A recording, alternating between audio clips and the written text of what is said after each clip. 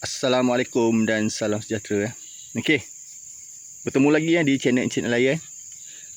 Pada kali ni Encik Nelayan nak kongsikan sedikit ilmu ataupun sedikit cerita. Mana-mana yang tak kenal pokok lemba, ni adalah pokok lemba. Okey. Memang susah nak jumpa zaman sekarang ni. Masing-masing semua duduk dekat bandar-bandar. Rumah-rumah flat, rumah-rumah taman memang tak ada lah. Biasa pokok ni tumbuh dekat dalam ladang-ladang sawit, dalam hutan-hutan. Ni lah. Dia akan mengeluarkan buah kat sini. Buah dia tu akan keluarkan bunga warna kuning. Bila kita ambil sini ni adalah buah dia lah. Buah dia ni manis. Kalau kita kupas, dia memang manis lah. Ni buah dia ni.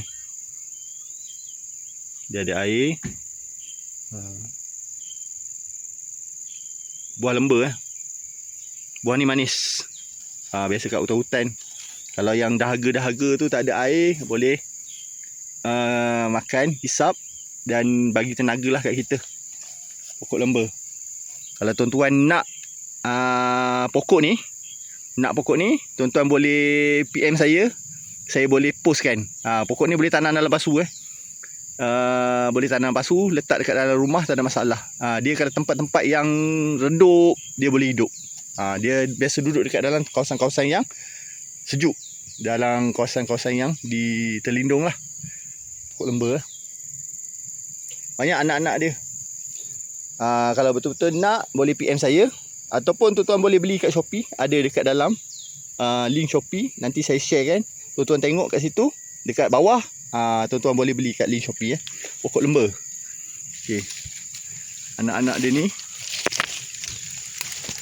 Ni.